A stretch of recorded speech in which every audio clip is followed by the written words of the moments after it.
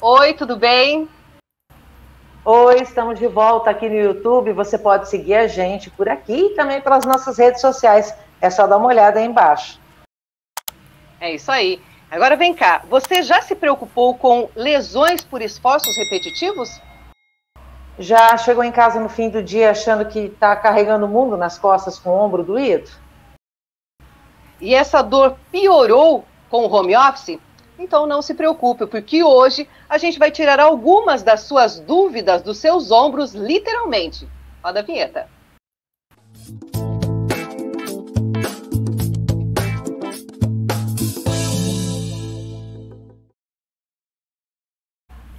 A nossa conversa de hoje é com o ortopedista Aliomar Ferre Amaral, que é especialista em ombros, atua em Bauru, mas desde esse ano vem atuando aqui em Foz. Eu vou até sentar direito, porque quando a gente fala com ele, a postura é uma coisa séria, né? Tudo bom, doutor? Tudo bem, e vocês, como estão? Tudo em paz? Tudo Tudo jóia. bem, doutor? E agradecer Doutor, vocês aí por estar na bula pelo convite, viu? Muito obrigado. o Valeu. prazer é todo nosso. Doutor, a situação aí dos nossos ombros piorou com a pandemia? Pois é, piorou bastante, hein? Principalmente porque quando você passa a trabalhar num ambiente que não é o mais adequado, você acaba exigindo do ombro algo que ele não pode te dar. Principalmente a sustentação dos braços, né? Normalmente o pessoal começa a digitar muito sem ter um apoio adequado e quem paga a conta é o coitado do ombro. O senhor acha que a gente em casa fica mais relaxado para esse tipo de questão? Muito mais, principalmente porque não tem aquela necessidade de você estar constantemente sendo observado, né? O seu trabalho, o ambiente de trabalho exige uma postura mais adequada em relação ao seu trabalho. E em casa é bem mais tranquilo, né? Às vezes você está trabalhando e passa a esposa, passa os filhos lá atrás e fica um ambiente mais descontraído. Então você se relaxa um pouquinho mais. E quais os maiores sintomas relatados e as reclamações dos seus pacientes? Olha, o mais comum que eu vejo são dores que iniciam na coluna cervical ou aqui no pescoço e descem pelo braço todo, vão até nas mãos. Por quê? O que acontece? Na maioria das vezes, essas pessoas elas estão digitando de forma errada, com os cotovelos elevados, consequentemente, usando exageradamente alguns tendões que se cansam rapidamente. Então, a sensação é, doutor, meus braços estão cansados, eu perdi a destreza das mãos e do cotovelo, e eu sinto que parece que tem uma linha de força me incomodando desde aqui no pescoço. Como é que a gente se toca disso em casa, doutor? Porque, por exemplo, eu fico aqui direto numa mesa, mas como é que eu faço para perceber que eu estou com a posição errada, exigindo muito das mãos, que vai sobrar para os ombros depois? O que acontece é o seguinte, olha, na maioria das vezes você só vai perceber essa situação, essa formação desses sintomas, mais tarde um pouquinho, no seu dia a dia. Você começa a trabalhar às 7 horas da manhã, no final da tarde, você começa a colher os frutos desse esforço, dessa má posição. Então, quando você percebe, você já usou exageradamente uma musculatura que não está acostumada com isso e que começa a estressar. A gente fala que a musculatura estressa porque ela vai perdendo a característica dela de sustentação, então vai enfraquecendo da sensação de peso nos braços. Então, mais no final da tarde isso. Por isso que é importante já começar desde o início, dos primeiros momentos do trabalho, já num ambiente mais adequado, um ambiente mais apropriado para você desenvolver o seu trabalho, sem ir gradativamente durante o dia colhendo essas tensões. Doutor, pegando esse gancho aí, tem uma pessoa que mandou uma pergunta para o senhor. Opa, manda lá. B, aquele de Campo Grande, Jaqueline. Você tem aí?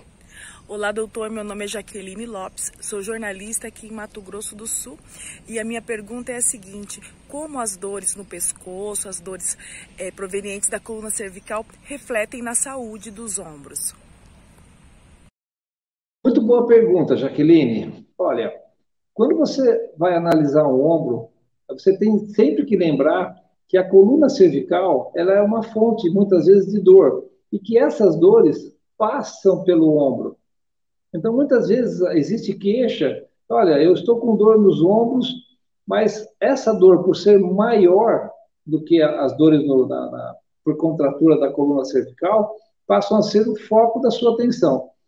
Então, existe uma relação direta entre contratura muscular da coluna cervical e dores irradiadas para o ombro. Não só para o ombro, tá? Nós temos aí radiações para esse terço médio do braço, para o cotovelo, para o antebraço e para as mãos. Mas a maior frequência, sem dúvida nenhuma, e o que eu mais vejo aqui no consultório também, são pessoas que vêm se queixando de dores nos ombros, sensação de formigamento, muitas vezes, de sensação de queimação no ombro, mas o problema não é no ombro, é na coluna cervical. Então, existe uma íntima relação, sim. E quanto tempo em média? Porque, tipo assim, a pessoa sente aquela coisa estranha no ombro. Quanto tempo em média demora até procurar um especialista para tentar resolver esse problemão aí? Então, o pessoal demora um pouquinho, porque eles não percebem que a postura é o fator que está desequilibrando. Então, eles acabam tardiamente procurando. Isso traz junto algumas outras lesões associadas, secundárias sempre a essa má postura. Então, na maioria das vezes, isso na verdade, é uma situação universal. As pessoas, quando elas têm um pequeno problema, elas falam, isso vai passar, eu vou tomar um remedinho e vai passar. E, às vezes, isso não acontece, principalmente porque existe um fator manutensor dessa situação, que é a má postura do paciente. E tem um profissional que tem mais propensão a ter esse tipo de problema? Na grande maioria das vezes, os digitadores, na verdade, quando eu falo digitador, são todos aqueles que dependem do celular, dependem do computador para desenvolver o seu trabalho. Antigamente, né, nós tínhamos a datilógrafo ou datilógrafo, a função dele era datilografista, né? Meu pai foi exímio datilografista também, apesar de mais tarde se tornar advogado. E já facilitou muito a vida dele na época, porque ele fez também o curso de máquina de escrever, né? Coisa que já desapareceu. Eu fiz também. O curso de datilografia. Eu também. Então, mas é que vocês são mais novas do que eu, por exemplo. Então, tá bom. Eu acabei vendo meu pai lá atrás trabalhando dessa forma. Então, quando o indivíduo está digitando hoje, ele está digitando não só por ser uma pessoa que trabalha só com digitação. Muitas vezes ele depende diretamente dessa arma que é o computador, que é a comunicação. E muitas vezes ele não é só digitador, tem outras profissões, mas a maior parte do tempo ele passa digitando. Mas são os ditos digitadores, né? Tem muito jornalista, então? Bastante. Porque, na verdade, o que acontece? Os jornalistas, eles acabam, algumas vezes, não tendo muito espaço na mesa. Ou, às vezes, é uma mesa um pouco mais reduzida, então o cotovelo fica para fora da mesa. Então, o que eu sempre oriento? Nós temos que apoiar o cotovelo na mesa e ouvir esse barulho, ó. Tá vendo? Eu não posso fazer isso aqui não, doutor. Senão dá strike aqui. Eu também não. Então, quando eu faço esse movimento de bater o osso do cotovelo na mesa, é para o paciente perceber que o meu cotovelo está sobre a mesa mesmo, e não sem o apoio. Quando você não fica com apoio nos cotovelos, você obrigatoriamente tem que elevar os cotovelos para ter destreza dos dedos. Então, automaticamente, você sobrecarrega os tendões extensores dos dedos, que não aguentam, pedem ajuda para o braço, que não aguenta, pedem ajuda para o ombro, que não aguenta, para o trapézio e, por fim, os estabilizadores do pescoço, formando uma linha de força dolorosa que todo dia se repete. Doutor, e se a gente pensar em professores, pedreiros também, porque é uma espécie de esforço repetitivo. Professor no quadro, hoje em dia eu não sei mais se está todo mundo assim, mas é complicado também, né? Sem dúvida nenhuma. Olha, os professores acabam tendo uma situação um pouco pior. Principalmente daqueles que escrevem na lousa, né? Hoje em dia tem outras formas, mas o pessoal que escreve muito na lousa faz elevação do braço. E nem sempre a musculatura do ombro desses professores estão preparadas para tanto tempo elevado. Então, acaba havendo um atrito entre esse ossinho aqui e o húmero, esse osso maior do nosso braço. Esse atrito vai mordendo um tendãozinho, que é o manguito rotador. Então, toda vez que o professor vai escrever na lousa, ele eleva o cotovelo e atrita, porque a qualidade muscular não está muito adaptada. E é natural que não esteja, principalmente porque essas pessoas não são orientadas, e ninguém é, viu? Orientado a fortalecer essa musculatura estabilizadora do ombro. Então, automaticamente, você tem o que a gente chama de síndrome do impacto. Impacto entre esse ossinho, que é o acrômio, e o húmero, no meio, coitado do manguito rotador, que é esse tendão forte, né? Doutor, quando a pessoa está trabalhando demais, a ideia ou a orientação do senhor é dar aquela pausa de vez em quando para relaxar a musculatura para não agravar mais a situação? Sem dúvida. É obrigatório um tempo no qual o paciente consiga relaxar um pouquinho a musculatura e soltar os braços também. O que acontece, na verdade, cai novamente naquilo que eu estava comentando. Se você põe os cotovelos apoiados na mesa e você relaxa os braços para poder digitar, esses tendões aqui, ó, eles foram feitos basicamente para fazer esse tipo de trabalho, digitação ou o uso dos dedos. Então, eles são muito mais preparados do que os do antebraço. Então, quando você põe o cotovelo, relaxa os braços e usa só essa musculatura, só esses tendões, você tem muito menos lesão. Doutor, pensando em colocar o cotovelo na mesa para digitar, a mesa tem que ter uma profundidade grande, né? Fora do padrão? Não, necessariamente não. O que acontece? Quando você orienta uma organometria, que é o posicionamento adequado para se trabalhar, a mesa tem que ter um tamanho suficientemente bom para que você consiga realmente apoiar o cotovelo.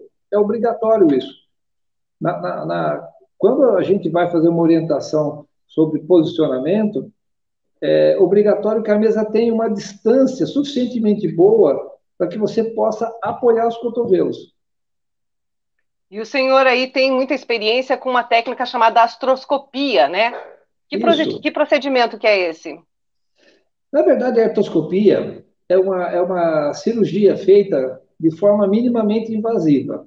A gente põe uma câmera dentro do ombro, uma câmera fininha, mais ou menos como essa lapiseira, um pouquinho mais grossa que ela.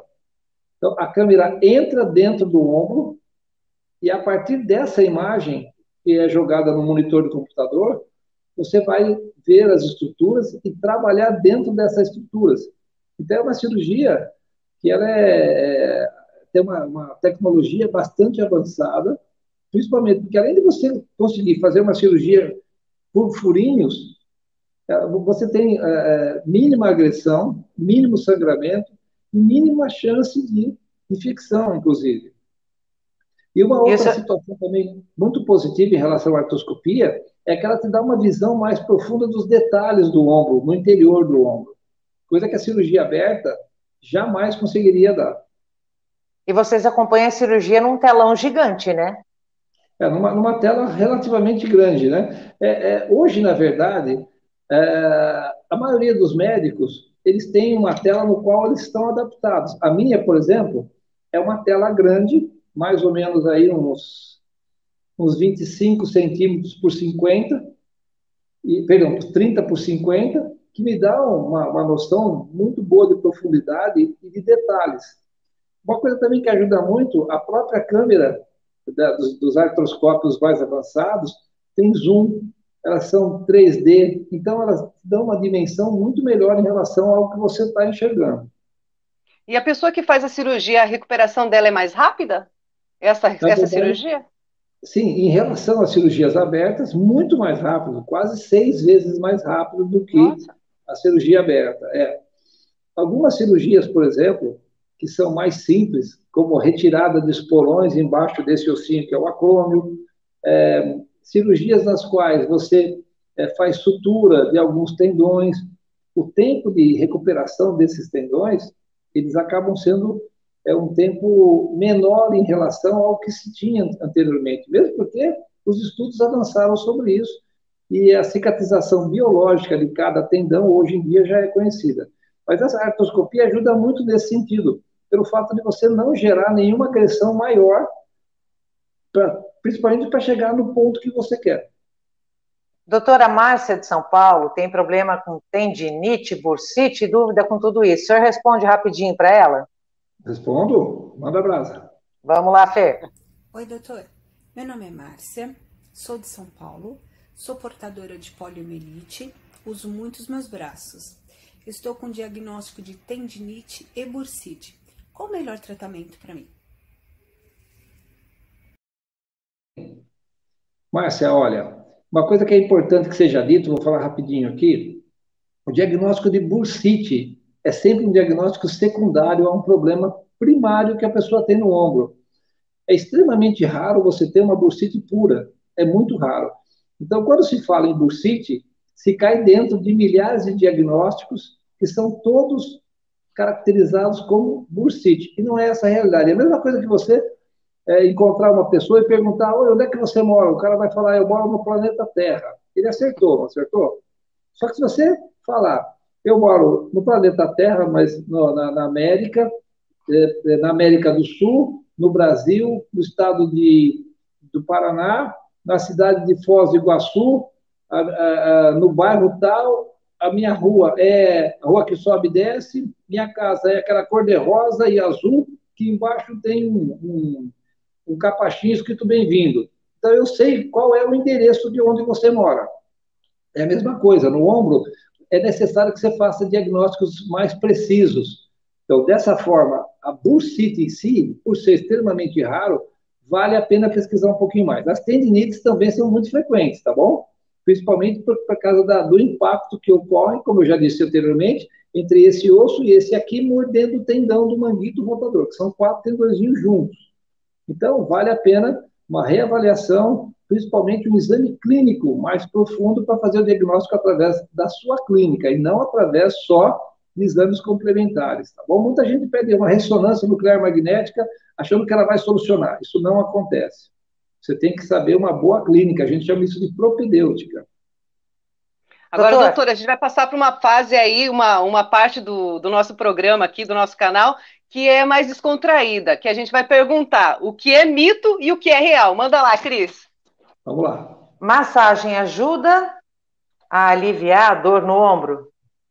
Massagem ajuda, sem dúvida nenhuma. Na verdade, o que acontece? Se você lembrar que a musculatura estabilizadora do pescoço faz parte o trapézio, o esternocleidomastoídeo, eles podem ficar muito contraídos e tensionados.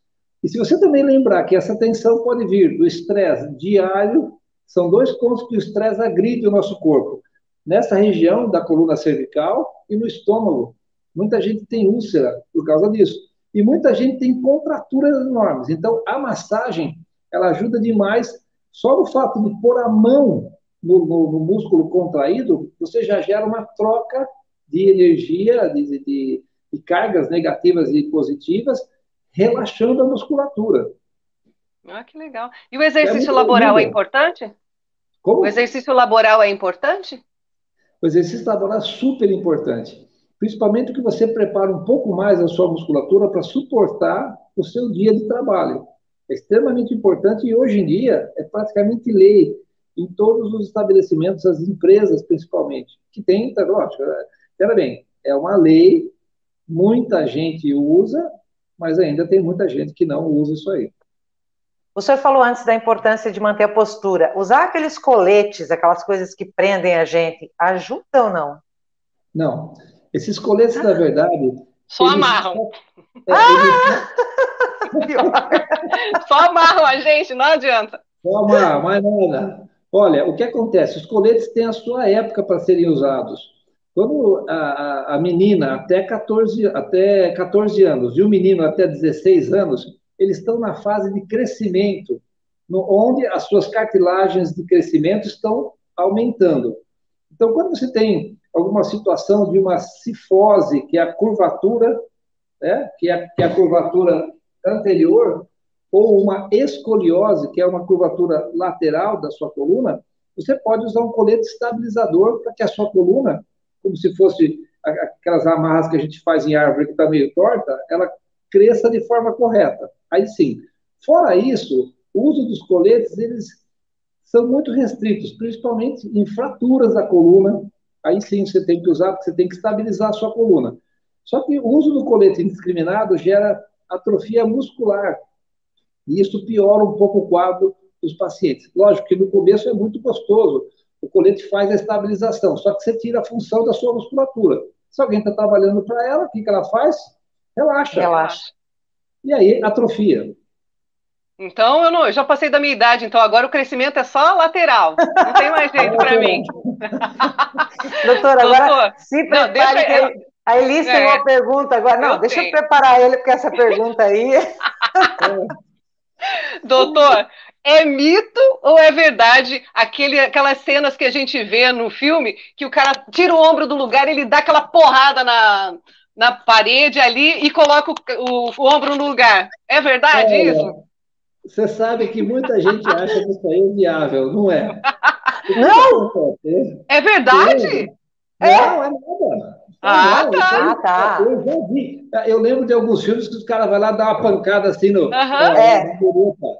Ele só destrói o ombro, mais nada. O ombro, quando sai do lugar, ele já passa apertado pelo espaço que ele vive. Então, ele já amassa um pedaço da cabeça e um pedaço do ossinho que recebe a cabeça do ombro. Se você dá uma outra pancada para ele voltar, você gera mais lesão. Não façam isso, pelo amor de Deus. Agora viu a pior, doutor. Vem aqui. A última pergunta. Dor de cotovelo tem cura? Olha, eu vou dizer, viu? Tem umas dores de cotovelo que não consegue melhorar. Nem o melhor especialista dá jeito, né? Olha, tem umas que não adianta. Mas tem umas também que dão certo. Por exemplo, as pessoas que têm dores no cotovelo, que são as famosas epicondilites, só lembrando, esse ossinho que a gente passa a mão aqui e por baixo, são proeminentes, são chamados de epicôndilos. E neles ficam presos os tendões que fazem a extensão e a flexão da nossa mão. Quando você sobrecarrega demais esses tendões, eles reagem com dor, processo inflamatório. E quando isso continua acontecendo, forma as tendinites crônicas. Então, automaticamente, se você não alongar esses tendões e depois fortalecê-los, melhorando a capacitação desses tendões, você vai ter sempre dores nos cotovelos. As epicondilites, que são de longe as mais frequentes que eu pego no consultório, as alterações mais frequentes, elas devem ser tratadas com dois tipos de cuidados. Primeiro, alongamento e depois fortalecimento. Só que se você não preparar um pouco mais os seus cotovelos, melhorar a capacitação dos seus cotovelos, você vai estar sempre machucando. Esse que é a situação muito frequente aqui no consultório. Doutor, beleza, doutor. Muito obrigada pela sua participação aqui no Tá na Bula. A gente sabe que o senhor tem uma agenda bem cheia e a gente agradece aí o seu tempo dedicado para nós aqui. Imagina. Elise e Cris, vocês moram do meu lado esquerdo. Agradeço muito. Eu também. Doutor, na próxima a gente fala mais sobre dor de cotovelo, que eu gostei desse ossinho que o senhor me apresentou, tá? Obrigadão. Boa. Vamos conversar mais sobre isso. Obrigado, valeu a força aí. Valeu, tchau, obrigado. Tchau. E aí, a gente falou de problema nos ombros, está relacionado com braço, cotovelo, mão, com tudo. E se você curtiu, dá um like lá no nosso canal, aqui no nosso canal, ou segue a gente nas redes sociais, no Face, no Insta, tá tudo aqui embaixo. Ou manda sugestão, né, Elis? Com certeza. Curte, compartilhe, aciona o sininho para não perder nenhum vídeo do nosso canal. E se você gostou e quer sugerir, deixa aqui nos comentários que a gente quer saber. Até a próxima semana. Elis, agora 1, 2, 3, aquela imagem. Beijinho no ombro. Tchau. Tchau.